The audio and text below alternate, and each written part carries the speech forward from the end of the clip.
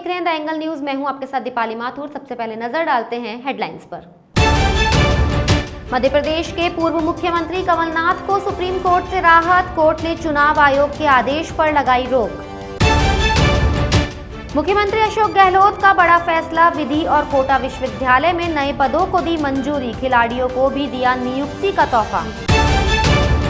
भाजपा ने मतगणना से पहले की प्रत्याशियों की बाड़ेबंदी। मुख्य सचेतक ने बाड़ेबंदी को बताया नियम विरुद्ध। फीस को लेकर 50,000 से ज्यादा निजी स्कूल एकजुट। 5 नवंबर से पूरे प्रदेश में ऑनलाइन कक्षाएं बंद करने की चेतावनी। कांग्रेस नेता राहुल गांधी लगातार कृषि कानूनों को लेकर प्रधानमंत्री नरेंद्र मोदी पर निशाना साध रहे हैं। राहुल नए कृषि कानूनों को किसानों, मजदूरों और देश की नींव को कमजोर करने वाले बता चुके हैं। इसी कड़ी में कांग्रेस नेता एक बार फिर पीएम मोदी पर निशाना साधा है। राहुल ने ट्वीट कर कहा कि देश के किसानों ने मांगी मंडी, पीएम ने थमा दी भयानक मंदी। इसके साथ उन्होंने एक अंग्रेजी अखबार की खबर को भी ट्वीट किया है, जिसमें कहा गया है कि बिहार के किसान कृषि कानूनों का विरोध कर रहे हैं और पंजाब के किसानों की तरह मंडी की मांग कर रहे हैं। मध्य प्रदेश के पूर्व मुख्यमंत्री और कांग्रेस नेता कमलनाथ को सुप्रीम कोर्ट से राहत मिल गई है। कोर्ट ने चुनाव आयोग के उस आदेश पर रोक लगा दी जिसमें राज्य के 28 विधानसभा क्षेत्रों में उपचुनाव के प्रचार के दौरान आदर्श आचार संहिता का उल्लंघन करने के लिए मध्य प्रदेश के पूर्व मुख्यमंत्री कमलनाथ के स्टार प्रचारक के दर्जे को रद्द कर दिया गया था। चुनाव आयोग की तरफ से पेश हुए वकील ने बताया कि चुनाव प्रचार समाप्त होने और कल मतदान होने के कारण कमलनाथ की याचिका बेकार हो गई। इस पर पीठ ने कहा कि हम फैसले पर रोक लगाते हैं। मुख्य न्यायाधीश के अलावा पीठ में न्यायाधीश एएस बोपन्ना और वी राम सुब्रमण्यम भी शामिल थे। बिहार विधानसभा के लिए मंगलवार को दूसरे चरण के मतदान होने हैं। इसके मद्देनजर सभी पार्टियों के बीच एक दूसरे पर आरोप लगाने का दौर जारी है। नेताओं के बीच जुबानी जंग भी चल रही है। इसी बीच लोक जनशक्ति पार्टी के राष्ट्रीय अध्यक्ष चिराग पासवान ने मुख्यमंत्री नीतीश कुमार पर निशाना साधा है। इसके अलावा पार्टी ने एक नया चुनावी नारा दिया है। ये नारा है, नीतीश कुआं तो तेजस्वी खाई, लोजपा भाजपा सरकार बनाई। चिराग ने मुंगेर गोलीकांड को लेकर नीतीश पर गंभीर आरोप लगाया है। छत्तीसगढ़ के जगदलपुर में वन विभाग ने एक व्यक्ति को पेंगोलिन की तस्करी करने के आरोप में गिरफ्तार किया है। यह व्यक्ति पेंगोलिन को 13 लाख रुपए में बेचने की फिराक में था। माचकोट वन परिक्षेत्र के रेंजर विनय चक्रवर्ती ने बताया कि conservation care society wild life trust of India की नीतू गुप्ता को मुखबिर से सूचना मिली थी कि छत्तीसगढ़ के उड़ीसा बॉर्डर में एक व्यक्ति वन्य प्राणी पेंगोलिन को बेचने की फिराक में है। इसके लिए वे ग्राहक ढूंढ रहा है। सूचना के आधार पर नीतू गुप्ता खुद खरीदार बनकर तस्कर से 13 लाख रुपए में सौदा तय किया। इशारा मिलते ही वन विभाग की टीम ने घेराबंदी कर आरोपी डमरू को गिरफ्तार किया है। इसके पास से एक पेंगोलिन बरामद किया है। ये जो है 30 अक्टूबर 2020 को एक सूचना जो है wild life crime bureau Jabalpur को प्राप्त हुई थी कि वन परिक्षेत्र माचकोट के आसपास के जंगल में उड़ीसा का बॉर्डर पे एक पेंगोलिन को जो है पकड़ के तस्करी करने की का प्रयास किया जा रहा है।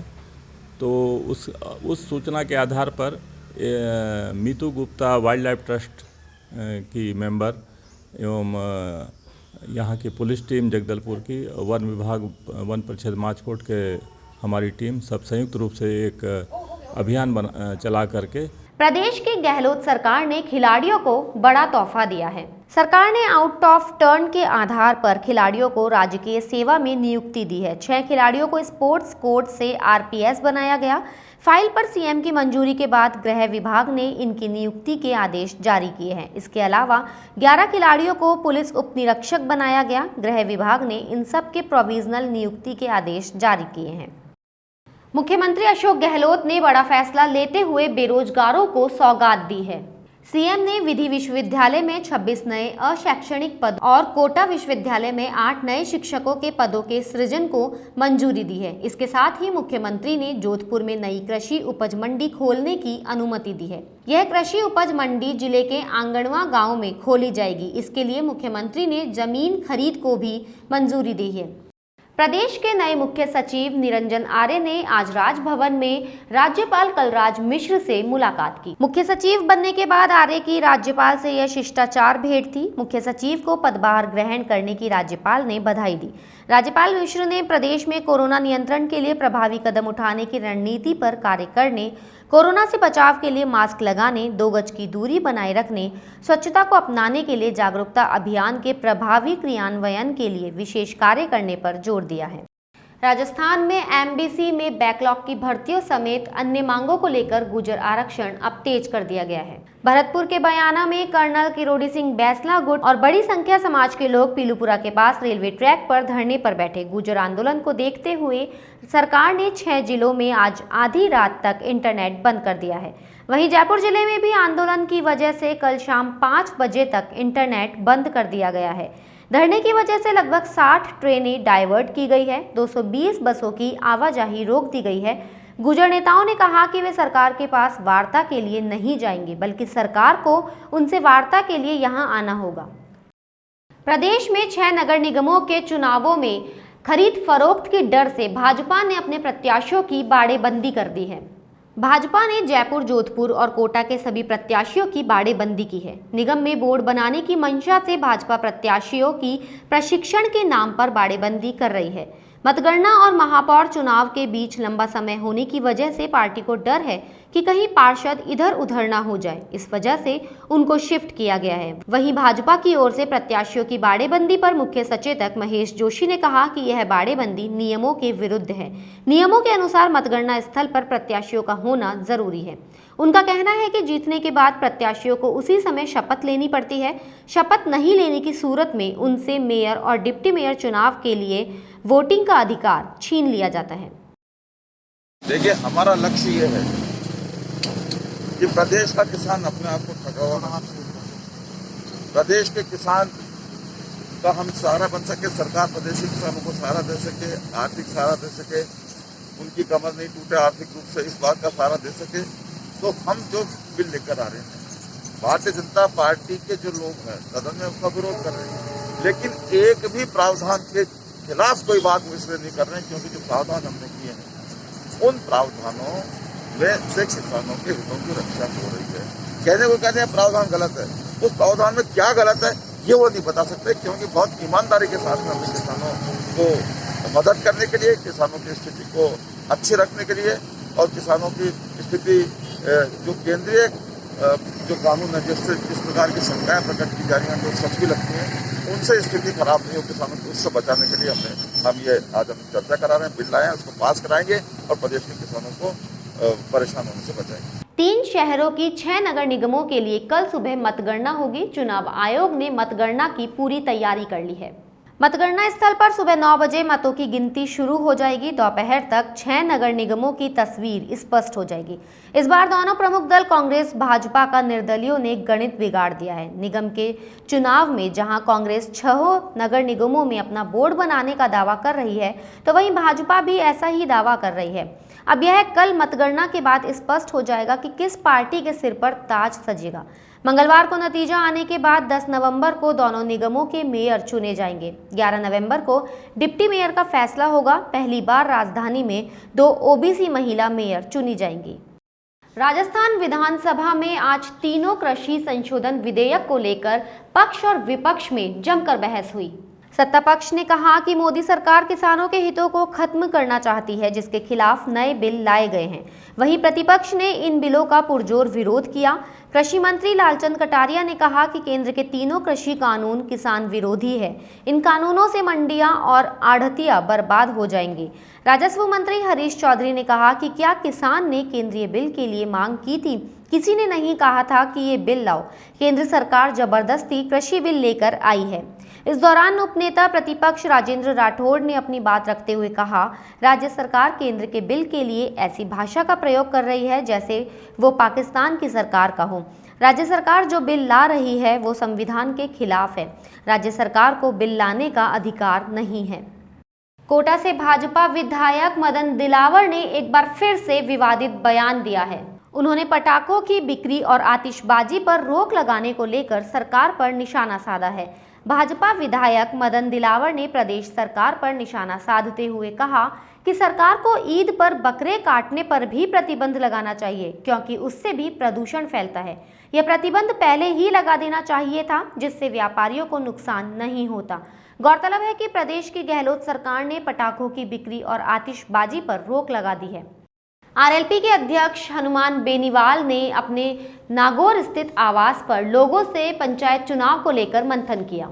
बेनीवाल पहले ही पंचायती चुनाव एनडीए से अलग होकर लड़ने की घोषणा कर चुके हैं। इसके बाद से लगातार अलग अलग समाज के लोगों के साथ वार्ता कर रहे हैं। इस दौरान बेनीवाल ने एक ट्वीट करते हुए लिखा कि राजस्थान सरकार ने निजी स्वास्थ्य के लिए पंचायती राज व्यवस्था को खराब करके रख दिया है। आरएलपी को पंचायती राज चुनाव में जनता अपार समर्थन देगी। बेनीवाल ने हाल ही में बीजेपी कांग्रेस के खिलाफ निगम में प्रत्याशी उतारे हैं।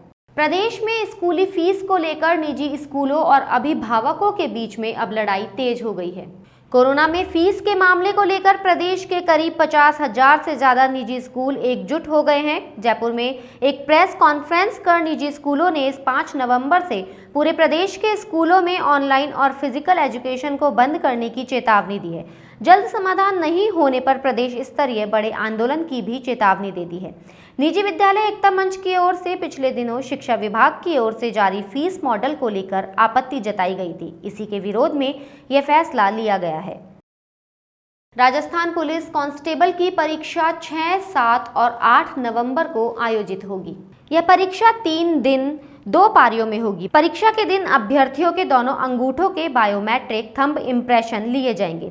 ऐसे में अभ्यर्थियों से अपने हाथ के दोनों अंगूठे स्वच्छ रखने के निर्देश दिए हैं और कहा कि अंगूठों पर मेहंदी, स्याही, पेंट, रंग नहीं लगाए। परीक्षा के समय प्रदेश में इंटरनेट बंद रहेगा। नकल रोकने के लिए सीसीटीवी से निगरानी रखी जाएगी। गौरतलब है कि पुलिस कांस्टेबल परीक्षा 5,000 से अधिक पदों के लिए हो रही है। इसके लिए 17 लाख से अधिक अभ्यर्थियों ने आवेदन किया है। सीकर में एसएफआई ने शिक्षण संस्थाओं को सुचारू करने सहित कई अन्य मांगों को लेकर कलेक्टर को ज्ञापन सौंपा है। जिलाध्यक्ष महेश पालीवाल ने कहा कि कोरोना महामारी में विद्यार्थियों से 40% ही फीस नहीं ली जाएगी और पाठ्यक्रम को कम करते हुए कक्षाएं चालू की जाएगी। विद्यार्थियों की बकाया छात्रवृत्ति को अतिशीघ्र जारी करने की मांग को लेकर एसएफआई ने कलेक्ट्रेट पर प्रदर्शन किया। इसके बाद 5 सदस्यीय प्रतिनिधि मंडल ने जिला कलेक्टर को मुख्यमंत्री के नाम ज्ञापन भी सौंपा। इसके बाद कलेक्ट्रेट पर सभा का आयोजन किया गया। सभा को एसएफआई जिलाध्यक्ष महेश पालीवाल, उपाध्यक्ष महेश गुर्जर सहित कई नेताओं ने संबोधित किया। पूरे प्रदेश के अंदर तमाम शिक्षण संस्थाएं बंद पड़ी है, पूरे मार्केट खुल गए। सरकार को हमारे देश के शिक्षण संस्थाओं से, प्रदेश के स्कूल और कॉलेजों से कोई ताल्लुकात नहीं है, क्योंकि स्कूल और कॉलेजों से सरकार को आय नहीं होती है। गहलोत सरकार एक तरफ दारू के ठेके खोल सकते हैं, पूरे राजस्थान का बाजार खोल सकते हैं, तमाम संस्थाएं खोल सकते हैं, लेकिन वो लोग नहीं चाहते कि हमारा प्रदेश का विद्यार्थी पढ़े। इसलिए पिछले 8 महीने से तमाम स्कूल और कॉलेजें बंद पड़ी है। छात्र संगठन सभा के नेतृत्व में आज पूरे राजस्थान में एक साथ विरोध प्रदर्शन किया गया है। बुलेटिन में फिलहाल इतना ही। अगर आपको ये वीडियो पसंद आया हो तो हमारे चैनल को लाइक, शेयर और सब्सक्राइब जरूर करें।